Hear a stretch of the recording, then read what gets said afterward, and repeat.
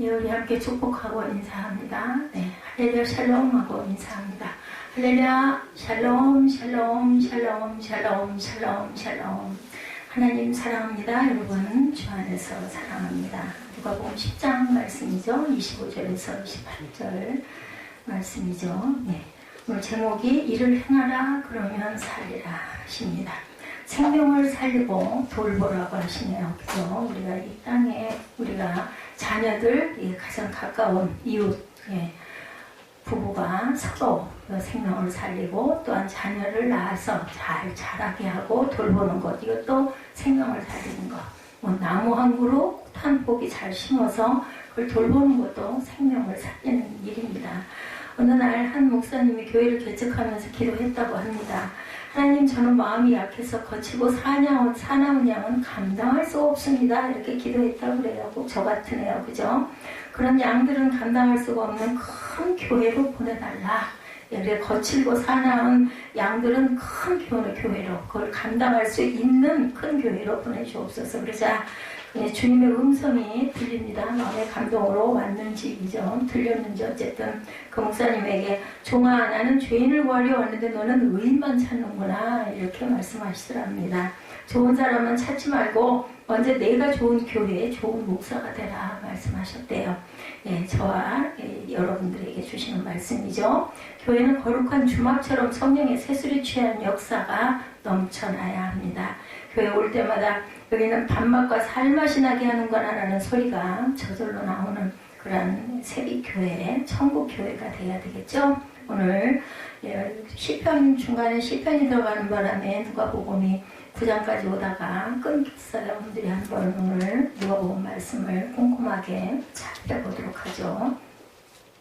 10장 말씀 25절에서 28절인데 10장 전체 잠깐 살펴보죠. 오늘 말씀이 길지 않기 때문에 1절에 보니까 10장 1절에 보니 뭐라고 말씀하세요? 그 후에 주께서 따로 70인을 세우사 친히 가시려는 각 동네와 각 지역으로 둘씩 앞서 보내시며, 예수님도 항상 한 사람씩 안 보내셨어요. 둘씩 보내시죠. 예수님은 공생애를 시작하시면서 먼저 12제자를 택해서 세우고 그 후에 70인 제자를 또 세우셨어요. 이와 같이 제자들을 세우신 것은 그들에게 하나님의 도를 가르쳐서 하나님의 백성들로 주맞을 준비를 시키기 위해서 이렇게 12제자와 70인 주맞을 준비를 시키는 종은 다른 말로 알곡 성도를 만드는 종으로 제자를 택하여서 세우십니다.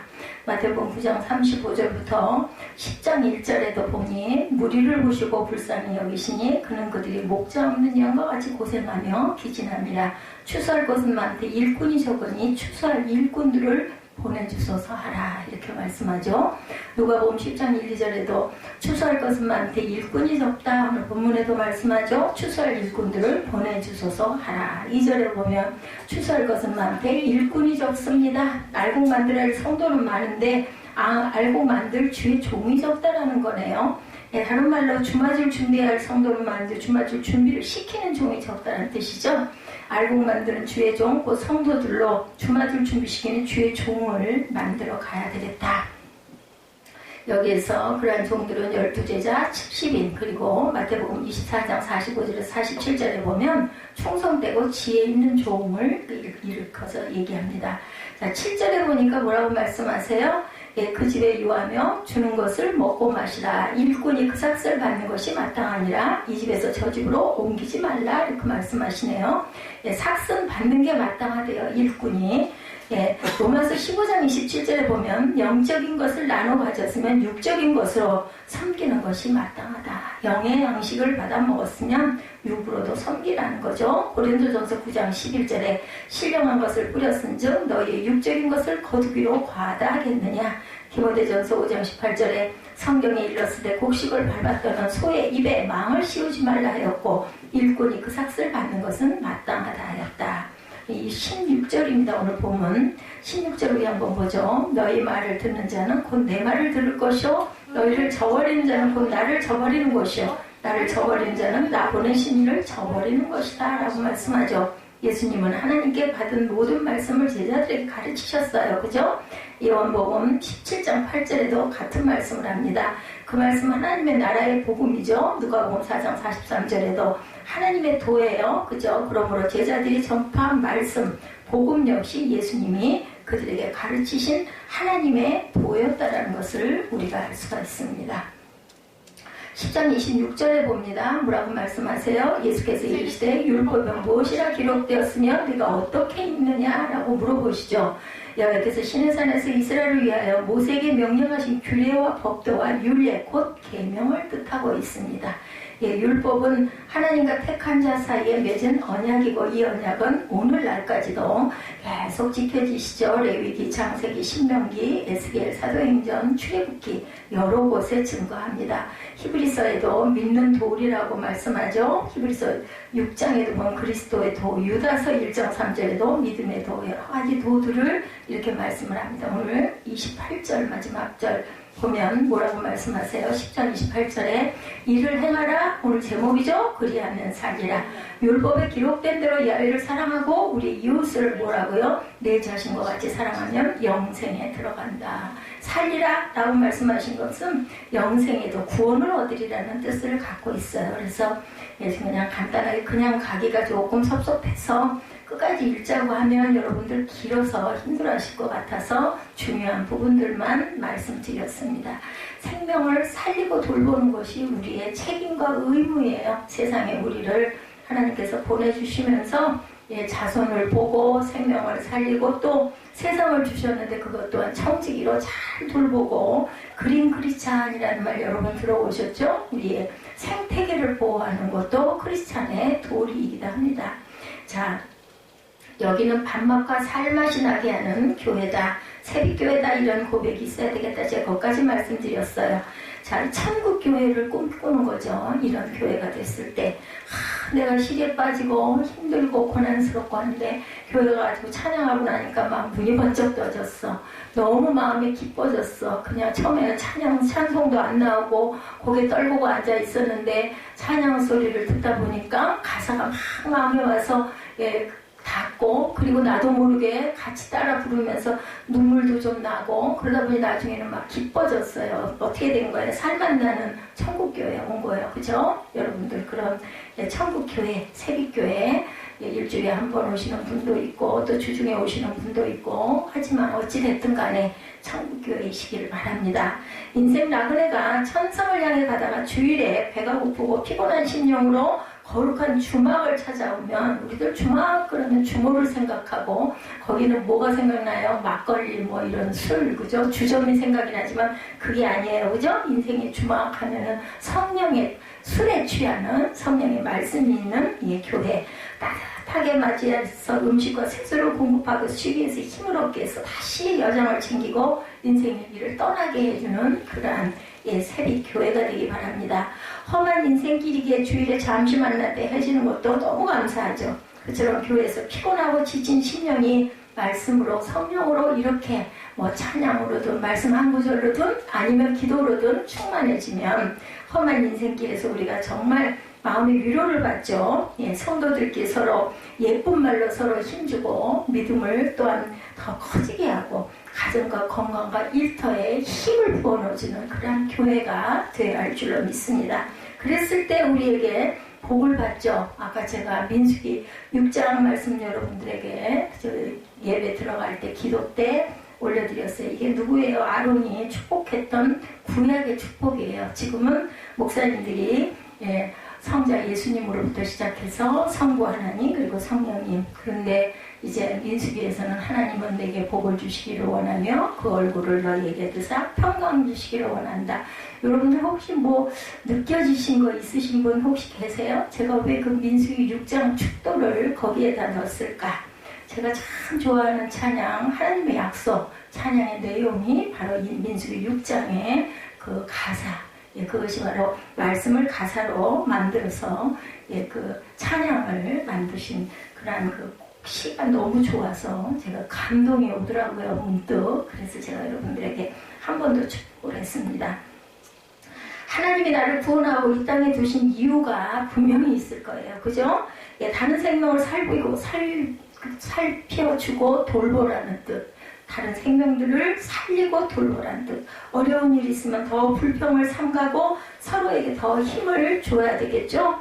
교회와 가정이 내 마음에 맞기만 바라지 말고 내가 교회와 가정의 필요를 더욱 살피고 그리고 그 삶을 돌보는, 교회가 조금 어려운 지경에 처했거나 담임 목사가 조금 어려운 그 가운데 있거나 얼굴이 조금 어둡거나 그러면 아이고 저 목사는 은혜도 아니게 왜 맨날 저렇게 비실비실해, 이럴 게 아니라 어떻게든 좀 힘을 주고 기쁨을 줘서 살이 일어나게 해드려야 되겠다, 이런 마음을 갖는 것이 생명을 살리는 하나님께서 저와 여러분들에게 각자에게 주신 책임이다.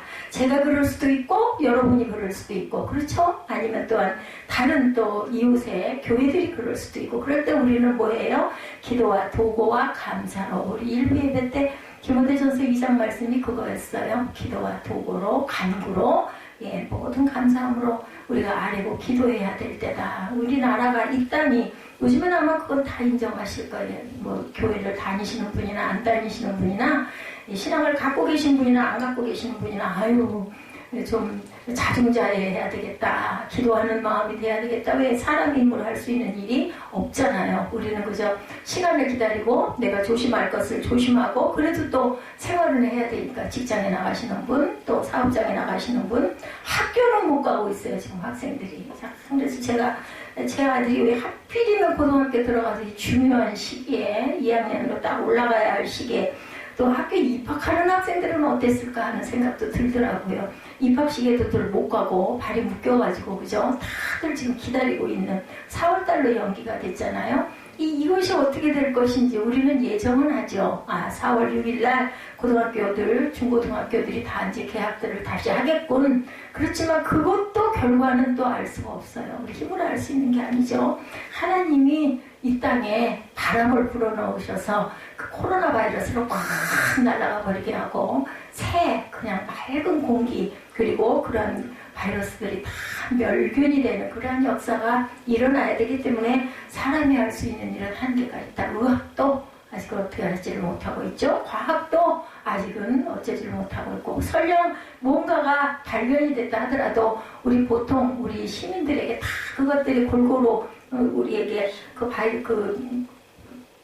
우리에게 항원들을 주기까지는, 예방을 접종하기까지는 시간이 상당히 소요되리라고 생각이 됩니다. 그렇기 때문에 우리는 우리 생명은 하나님께 맡길 수밖에 없는, 일상도 하나님께 맡기고, 그저 하루하루를 오늘이 마지막 날처럼 최선을 다하고 살아가야 되겠다. 저는 요즘에 그런 생각을 많이 합니다. 누가 알았겠어요? 이 3월달이 2월 며칠 날 2월 초순부터 시작한 1월 말부터였나요?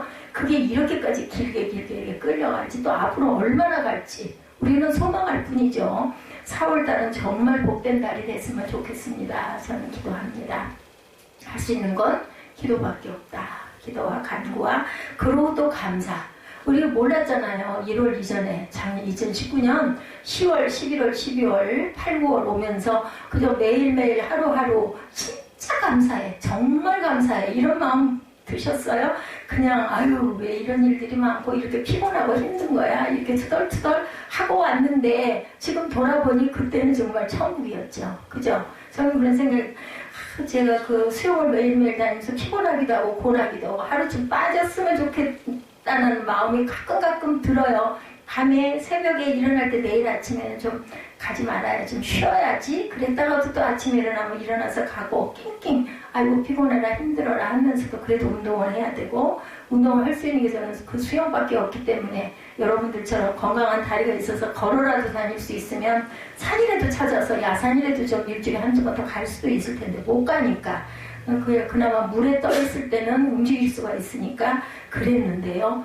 어머 세상에, 좀 쉬어야지 했더니 이렇게 길게 쉴 줄 누가 알았겠어요? 아무도 몰라요. 이 일은 앞으로 또 무슨 일이 있을지도 몰라요. 우리는 그저 어떻게 보면 일요편주가 아닐까, 그죠? 어렸을 때 제가 조그만 배 하단배 접어가지고 냇가에다 띄워서 이렇게 보내면서 막 장난했던 기억이 나요. 어디로 떠갈지 모르는 막 쫓아가죠. 아이들이 물에 빠져서 그게 어디로 날아가 버릴까 봐서 그 붙들어서 또 집어넣고 참 그 배가 이뻤던 기억이 나는데, 우리는 정말 그런 이력 편주와 같은 잎새 같은 그런 존재들이다. 사람이 할 수 있는 일이 정말 한정이 되어 있고 그 날들 2019년 가을, 2019년 여름, 그 더웠던 여름도 그립고 그때는 이렇게까지 마스크 쓰고 이러고 다니지는 않았잖아요. 온통 나가면 사람 얼굴을 볼 수가 눈밖에 안 보여요. 뭐 그 밑으로는 다 워낙 마스크가 커가지고 다들 그렇게 하고 다녀요. 옷들은 또 다들 그냥 시커먼 긴 옷들 이렇게 많이 입고 다니고 청소년들이 저는 검정색 옷 입을 때부터 좀 마음이 안 좋았었어요. 왜 다들 복장들이 검정 일색이 돼버릴까 밝고 맑고 막 화났고 좀 아이들이 그래야 할 텐데 이런 생각을 했는데 이런 일들이 일어났습니다. 우리가 알 수 있는 것은 한치 앞도 모르는 인생이라는 것. 자, 우리 영생의 축복을 얻는 길이 있다고 말씀을 하시네요. 오늘 본문에. 본문은 돌봐주는 삶과 영생의 상관성을 보여주고 계세요. 사람의 가장 큰 축복은 구원받고 영생을 얻는 축복이다. 영생의 축복을 얻으려면 무엇이 필요하니? 첫째, 하나님을 사랑하라고 말씀하죠. 오늘 본문에 그렇게 나와 있죠. 무엇이라고 기록되어 있느냐? 26절에 예수님이 물어보셔요. 율법교사가 일어나서 예수님을 시험하는 거예요. 선생님, 내가 무엇을 하여야 영생을 얻겠습니까? 라고 질문을 하니까 예수께서 오히려 거꾸로 반문을 하시죠. 율법에는 뭐라고 기록되어 있니? 몰라서 물어보셨겠어요? 입술로 고백을 듣고 싶어서 물어보신 거예요. 27절에 보니까 대답을 하죠. 내 마음을 다하고 목숨을 다하며 힘을 다하여 뜻을 다하여 주 하나님을 사랑하고 내 이웃을 내 자신같이 사랑하라. 이걸 이제 예수님이 오셔서 하나님을 사랑하라, 이웃을 사랑하라. 딱 이 두 계명으로 10계명을 함축을 해서 두 계명을 딱 주고 가셨어요. 이 얘기가 똑같이 신명기에도 나와 있죠. 이렇게 말씀하셨다 하니까 예수께서 너무 옳은 답이다. 굿이에요. 굿. 엑설렌트예요. 예, A뿔이다. 답이 옳았다. 일을 행해. 그러면 살리라. 말로만 하지 말고 뭐해라. 행하라고 말씀하네요. 그래서 하나님을 사랑하는 것, 예수님이 가르치실 때 앉아있던 대중 가운데 한 율법교사가 이렇게 물어봤을 때 이 율법교사는 율법 전문가로 마가복음에는 서기관으로 마가복음 12장 28절에 증거되어 있어요. 이 사람의 직책이 뭐라고요? 서기관이라네요. 그때 예수님이 율법에 무엇으로 기록되어 있는 것을 내가 읽느냐, 어떻게 읽느냐? 그랬더니 말씀을 바르게 하는 것 중요하죠. 그러니까 물어보시는 거예요. 대답하죠. 내 목숨과 힘과 뜻을 다해 하나님을 사랑하고 이웃을 내 자신같이 사랑하라고 하셨습니다. 라고 정답이에요. 그죠? 옳도다. 옳도다가 아니에요. 그것이 옳도다. 그 다음에는 일을 행하라. 가장 중요한 것. 행하는 것입니다. 그러면 살리라예요. 행하면, 알면 사는 게 아니라 입술로 고백하면 사는 게 아니라 행하면 살리라. 이거 중요합니다. 영생의 축복으로는 첫째 원리는 하나님을 사랑하는 거죠. 하나님을 사랑하는 구체적인 핵심 표시는 주일 예배 잘 드리고 그리고 이웃을 사랑하고, 이웃이라고 하면 저는 어려서는요 이웃집인 줄 알았어요. 이웃이 그랬는데 나이가 들고 은혜를 받다 보니까 이웃이 남편에게는 아내고 아내에게는 남편이고 그리고 자녀이구나, 가족이구나, 이렇게 딱 느껴지더라고요. 맞아요. 그리고 나면 그 다음에는 이제 내 가장 친한 벗도 있을 것이고 친척도 있을 것이고 그러겠죠. 본문에 비유해서 강도 만난 사람은 30절에 예루살렘에서 여리고 내려가다 강도를 만나는 구절이 10장에 나타나 있습니다.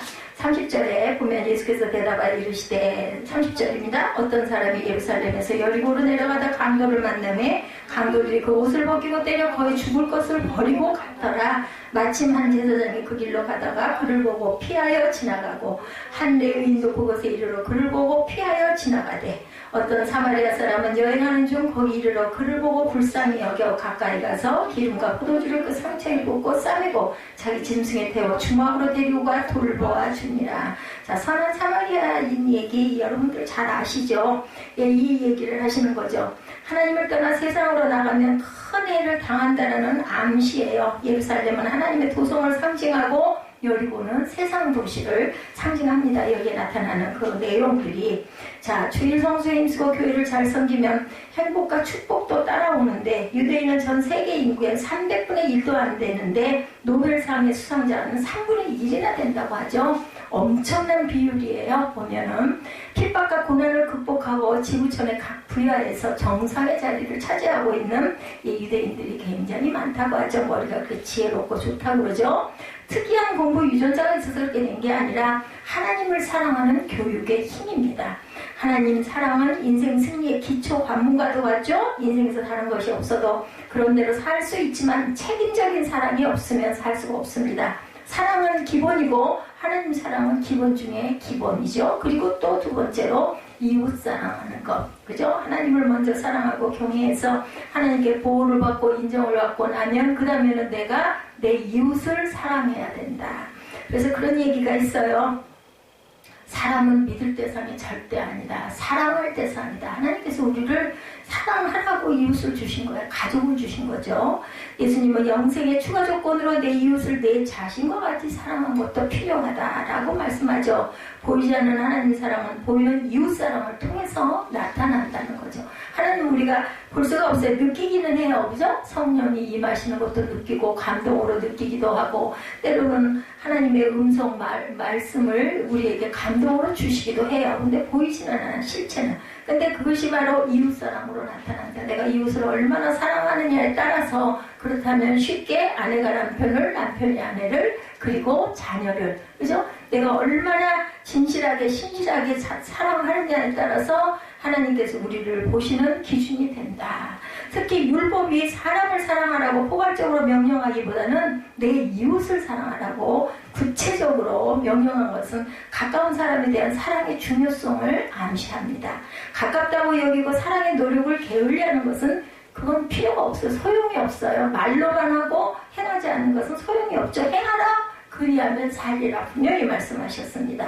어떤 사람은 동료나 친구에게는 엄청난 후인인데 가족에게 특별히 야박한 사람들이 있어요.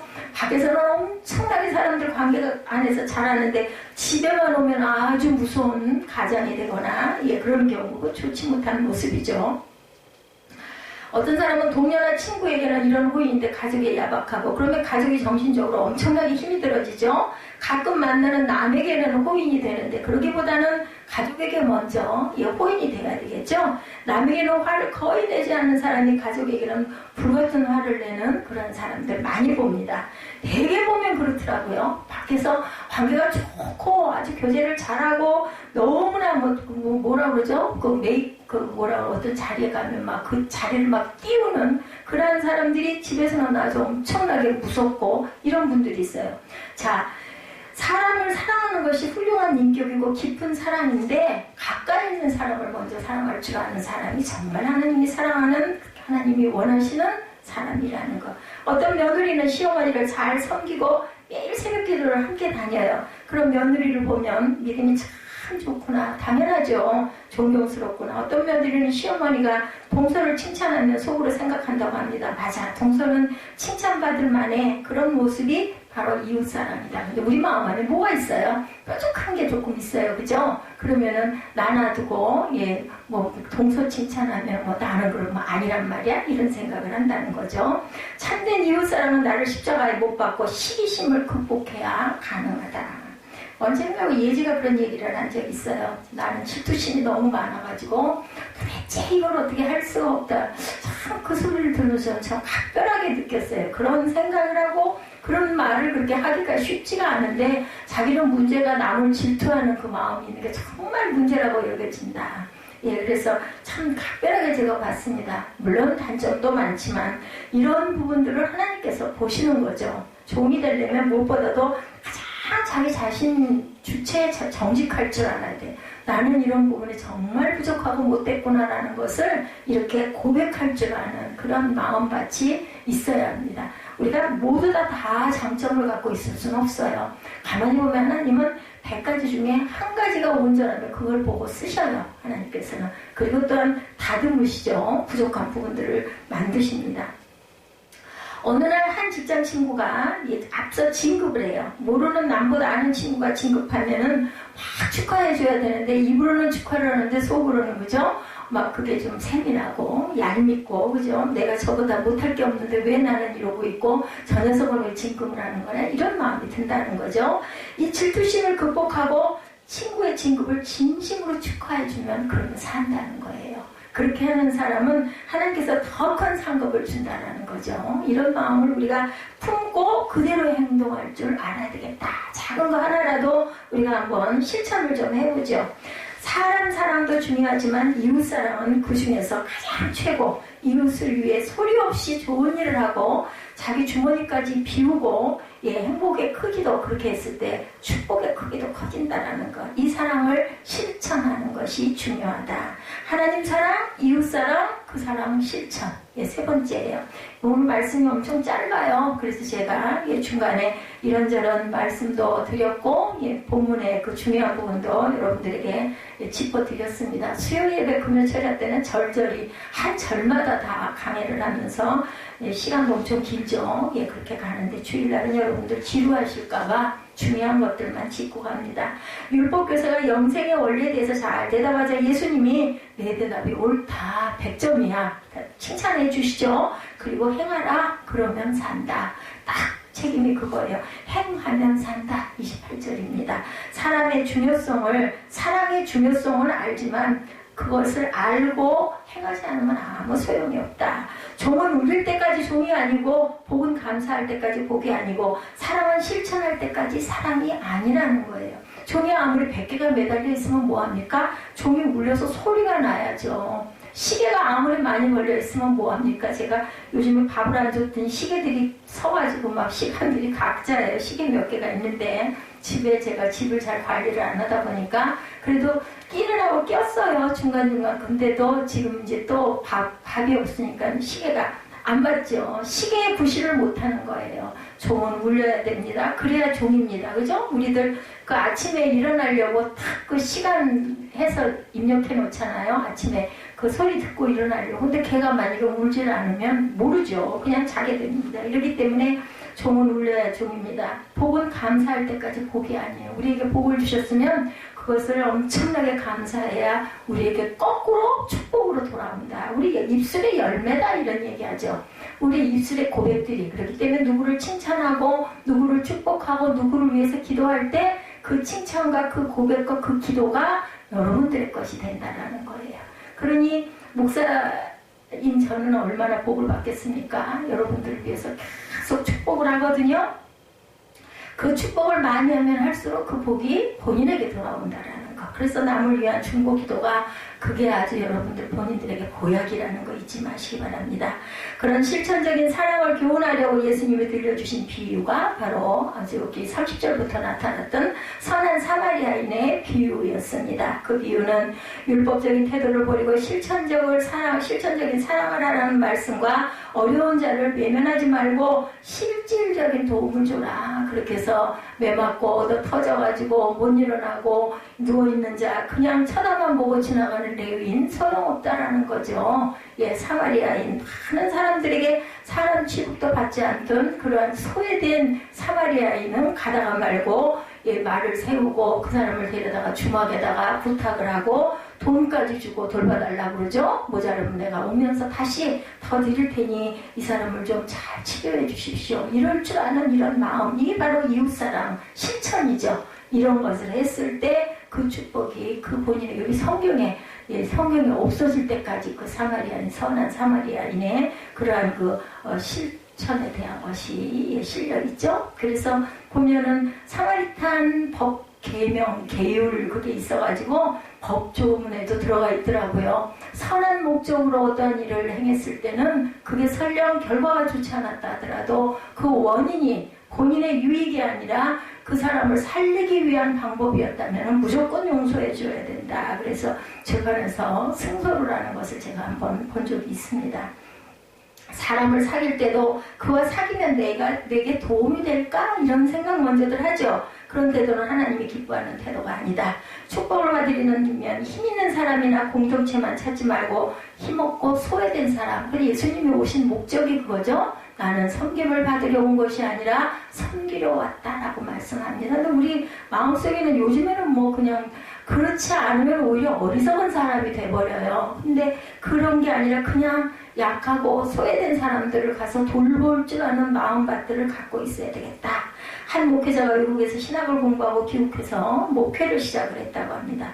근데 어느 날 한 지인 목사가 큰 교단 가입을 권유해서 교단 가입을 추진하는데 얼마 후에 하나님의 내적인 음성이 들렸다고 그러죠. 이동호 목사님이 그 워싱턴에서 교회를 헛떨어지게 지어놓고 본격적으로 목회를 해야 되겠다 하고 있는데 아니 느닷없이 몇 달 후부터 계속 마음에 그 불편함이 있어가지고 기도를 6개월을 하다가 결국은 끌려가지고 한국으로 돌아와서 진구청 교회가 세워졌어요. 예, 그래서 한국에다가 이렇게 귀한 하나님의 은혜를 그쪽 교회는 다른 후임 목사 잘 실컷 고생해가지고 교회 세워놓고 다른 후임 목사님 딱 세워놓고 한국으로 건너오셔가지고 교회 개척을 무슨 공장 옥상 꼭대기 5층에다가 60명으로 시작을 하셨더라고요. 그렇게 해가지고 지금 그 수만 명들의 그 큰 지구촌 교회가 됐죠. 이런 것처럼 가끔 하나님은 그렇게 음성을 들려주세요. 본인이 원하지 않아요. 부담이 돼가지고 집안 식구들도 그렇고 도대체 이래놓고 왜 도로 한국으로 가냐고 다들 반대를 했죠. 자녀들도 마찬가지고. 그런데도 한국으로 돌아올 수밖에 없어.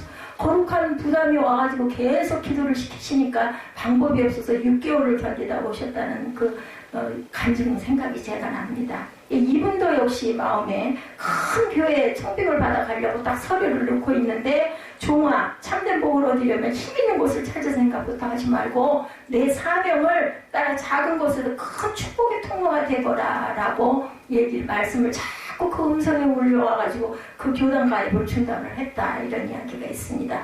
어디서든지 받으려는 빈대의 길보다는 주려는 이웃의 길을 선택해야 되겠다. 어디에 들러붙어가지고 뭔가를 좀 이익을 보려는 그런 그 빈대라고 하죠. 그게 붙어서 있는 그런 마음. 그것보다는 주려는 이웃의 길. 출세보다 축복이 더 소중하다라는 거예요. 그 축복이 눈에 바로 보일 때는 어리석은 짓 같지만 사실은 시간이 많이 지나고 세월이 흐르면 본인에게 축복으로 기가 막힌 축복으로 돌아온다라는 거죠. 힘 있는 사람과 사귀면 출세해도 축복의 가능성까지 커지지는 않는다라는 겁니다. 그리고 사람은 믿을 존재가 못 돼요. 그때는 그렇게 해서 유익이 되기도 하는 것 같고 좋은 것 같기도 하지만 그런 마음 자세로 사람을 가까이 해가지고는 진정한 벗이 되기도 어렵죠. 반대로 힘없는 의인을 힘써 돌보면 늦어도 축복의 가능성은 커진다. 결국 내 주변에 힘없는 의인은 하나님이 내게 주신 축복거리가 된다라는 겁니다. 축복전에 주어진 축복거리를 놓치면 축복도 놓치죠. 고통으로 신음하는 의인은 하나님이 나를 축복을 위해 던져주신 거룩한 미끼라는 것을 절대 잊어버리지 말자. 그렇게 이웃을 사랑하고 알면서도 실천을 안 하지 말고 하라는 거죠. 좀 어리석은 것 같고 좀 나타나는 것 같지 않고 느린 것 같지만 편견으로 사람을 구별하지도 말고 선한 사마리아인에 비유해서 성별된 종교인이었던 제사장과 레위인은 강도 만난 자를 보고 피했어요. 그죠? 여러분들 아시죠? 저 같아도 저는 무서워서 도망갔을 것 같아요. 그죠? 정말 자격이 없어요. 저는 이런 데 나와 있는 예화나 이런 걸 보면요. 딱 거기에 걸리는 게 저예요. 저. 정말 보잘것없고 그리고 약하고 겁 많고 그냥 몸 훔치려고 하는 그런 존재가 바로 저입니다. 그걸 그나마 알아서 다행인지 그거는 모르겠어요. 예수님의 비유는 학력이나 세대나 인종이나 지역이나 성별 등으로 편견을 가지지 말라는 메시지. 편견의 벽을 잘 깨뜨리는 것도 중요한 이웃사랑이다. 뭐 외국인이라고 해가지고 아니면 외국인 노동자라고 해가지고 좀 눈 아래로 보거나 이런 마음도 잘못된 마음이죠. 또한 충고하는 자가 되지 말고 돌보는 자가 되라. 말만 아유 저 딸이야 아우 생기면 왜 저 지경이야 이러지 말고 돌볼 줄 알아라.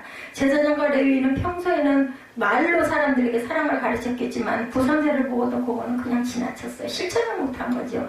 반면에 사마리아인은 실제로 그를 치료하고 주막에 데리고 가서 돌봐줍니다. 어려운 일입니다. 말로만 잘 가르치기보다는 실제로 돌봐주는 삶이 이렇게 중요하다. 말로 남을 뜯어 고치려고 하지 말고 그냥 돌봐주라는 거죠. 그냥 보살펴주라는 겁니다. 예수님은 나를 뜯어 고치기보다 먼저 피를 흘리심으로 천국의 길을 여셨어요. 도마가 못자국 나는 안 보면 나는 예수님이 부활하셨다는 건 아무 못 믿어 그랬잖아요. 근데 예수님이 와가지고 이 녀석 도마 너 이놈 이리 와봐 이거 봐 하고 소리 안 치셨죠? 내 손에 내 창자국을 보렴 내 손에 못자국을 만져보렴 하고 갔다가 손에다 갖다 손을 쥐어주었을 때 도마가 어떻게 했을까요? 무릎 탁 꿇죠. 잘못했다고. 주는 나의 하나님이십니다. 어떻게 그걸 만져보겠어요? 못 만져보죠. 쳐다볼 수도 없죠. 그죠? 이런 고백이 나옵니다. 주는 나의 하나님이십니다. 이 마음을 준 건 하나님이 성령으로 임하셨다라는 뜻이에요. 여러분들. 남을 기필코 뜯어고치겠다라는 생각을 하지 말아라. 근데 그건 필요해요. 잘못된 부분 볼 때는 그죠? 선도할 줄은 알아야 됩니다. 옳지 않은 걸 보면 특히나 후진들, 우리 아이들, 자라는 청소년들, 자녀들, 이런 아이들 잘못된 길로 가는 거 그냥 내버려두고 알아서 잘 되겠지 뭐 요즘 다 그러니까 이렇게 할 일은 아닙니다. 잘 살려줄 줄은 알아야 돼요. 이제 자꾸 들어야 되겠지만 안 들으면 우리 화가 나죠. 근데 그걸 또 돌이키고 자꾸 그리고 기도해야죠. 뭐 어떻게 하겠어요. 그죠? 예수님도 그렇게 하지 않으시죠. 내가 무슨 능력으로 뜯어고치겠는가 이런 생각. 목사가 성도를 뜯어고치려고 하면 교회가 힘들어지지만 그냥 돌봐주면 스스로 낫게 하시는 하나님의 은혜가 임한다라는 거. 그거 하시는 것은 하나님이에요. 그냥 우리는 영향을 끼쳐주는 정도. 이게 필요합니다. 성도를 뜯어고치려고 하면 헌신 안 하고 인색하고 불평한 사람이 미워 보이지만 그저 돌보려고 하면은 그래도 있으니 얼마나 감사한가 고마운 마음이 든다라는 거죠. 그때 비로소 교회는 안식처가 된다라는 겁니다. 가정에서도 가족을 뜯어고치려고 하면 바꿔주지도 않고 서로 관계가 힘들어지는데 가족을 뜯어고치는 대상이 아니라 돌봐주는 대상이 돼야 되겠다. 사람은 뜯어고치는 것 이전에 돌보는 거죠. 남을 좋은 사람으로 만들려고 하기 전에 내가 먼저 좋은 사람이 돼야 되겠죠. 축복을 원하면 힘들어하는 의인의 이웃이 되어줘야 된다는 겁니다. 하나님이 축복 주시려고 내리는 거룩한 미끼를 먼저 탁 붙잡으시기 바랍니다. 고통당하는 의인이 보이면 남의 도움의 손길을 펴기 전에 내가 먼저 도움의 손길을 펴고 그 축복의 전주곡으로 흘려보내면서 계속해서 우리가 기도할 줄 아는 그런 마음을 갖자. 어려움을 당하는 의인에게 가까이 가야 축복의 때로 가까워집니다. 어렵게 사는 의인을 만나면 내 차지하라고 하며 그를 도와줄 줄 아는 내가 빨리 그 사람을 좀 도와줘야 되겠다. 이런 마음을 갖고 교회가 어려운 상황에 처하면 나타나 돕고 낙하산 타고 가서 돕고 하나님의 그 손길을 오래 기억하신다는 거. 사람에게 보이려는 것이 아니라 내 마음에서 멀리 가서 못해요. 먼저 어디 선교 쫓아가고 이거 못하면 이웃이 누구 가족이래도 그죠? 우리가 성심성의껏 내 마음처럼 돌볼 줄 아는 마음 자세를 갖자. 사회가 썩었다고만 생각하지 말고 그렇게 생각하다 보면 자꾸 절망스러워지고 공허해지죠. 그럴 때 이웃이 필요합니다. 그때 좋은 이웃이 되려고 생각하고 우리가 기도해야 되겠다. 나라가 어수선하고 정치가 문제가 있고 우리가 아무리 목소리를 낸들 무슨 영향이 있겠어요. 그죠? 기도하는 마음을 가져야 되겠죠. 그 기대에 부응하는 교회가 부흥도 합니다. 숫자가 많이 안 늘면 어때요? 영적으로라도 우리가 충만해지고 부흥되면 내가 살면 나로 인해서 내 자녀가 살고 그렇게 되면은 우리 가문이 삽니다. 그것만 해도 큰 축복이죠. 그 권영임 전도사님 그 시어머님 100세에 돌아가셨어요. 참 그분 참 100세의 복이다라는 생각이 듭니다. 권영임 전도사님이 시집을 가가지고 그 집안에 아무도 예수를 안 믿어서 시어머니를 전도를 해서 시어머니가 예수를 믿어가지고 시어머니가 딸을 전도를 해서 딸이 남편을 전도를 해가지고 파주 교회가 세워졌죠. 그리고 아주 그 교회가 정말 어려운 때였는데도 그 교회는 우리 시체말로 아주 성공한 교회가 됐어요. 아들 며느리들이 다 신학을 하고 그리고 교회 목사가 2명, 3명이 나옵니다. 며느리까지 아마 목사 안수를 받았을 거예요.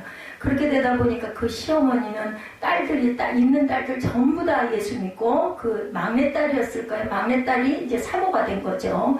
그 바깥분이 아주 그렇게 괴팍했다고 그래요. 그렇게 교회를 안 나오려고 그러고 아주 술 먹고 주정하고 대단했다고 하더라고요. 근데 다행스럽게 그 아내가 피아노 반주를 할 수 있었던 것 같아요. 그것도 제목이죠. 그죠? 그런 거 몰랐겠지만. 그래가지고 나중에 그 질병을 통해서 뒤집어져가지고 예수를 믿게 되고 목사 안수를 받고 교회가 세워지는 역사가. 그러다 보니까 그 어머니가, 그 딸의 어머니죠. 그 어머니가 100세까지 사시고 더 사실 건데 이번에 코로나 바이러스로 그 정신적으로 마음이 공허해져가지고 우울해 하시다가 6일 동안 앓다가 돌아가셨다라는 이야기를 들었습니다. 그러고는 또 권영준 전도사님은 또 어때요? 지금 몸이 그냥 봐도 편치는 않으세요. 근데도 딸이 또 사위가 목사여가지고 제주도를 또 편하게 마음껏 왔다 갔다 제주도에서 목회를 하는 바람에 참 그 양반은 장례 치른다고 그러고 하더니 장례 끝나고 미안해가지고 가보지도 못하고 미안해서 카톡을 했더니 저 제주도에 하고는 사진을 보내면서 사람은 보지 말고 풍경만 보세요 하고 보내셨더라고요. 딸들하고 그 아이들하고 그렇게 해서 사진을 찍어가지고 풍경 경치가 너무 아름답다고 하면서 저는 이제 제주도는 못 갈 것 같아요. 그랬더니 건강만 챙기시면 제가 모시죠 라고 말씀이라도 감사하게 이렇게 보내셨어요. 뭐라고 그러세요? 장수의 복을 주신다고 그러세요. 하나님의 복을 받고 하나님이 축복하면 내가 너와 함께하면 너를 땅에서 장수하게 또 우리가 장수해도 가긴 가죠. 영생의 복을 허락하신다고. 예, 우리 시편 133편에도 예, 영생이니라 라고 말씀합니다. 우리에게 구원의 복을 주시죠. 그런 선한 사마리아인이 되어서 하나님 마음을 얻고 가정과 교회의 힘이 되고 어두운 세상에 빛을 비추는 저와 여러분들이 되시기를 주님의 이름으로 축복합니다. 아까 미처 못한 찬양들이 있어요. 우리 찬양하시고 결단하고 기도하는 시간 갖도록 합니다.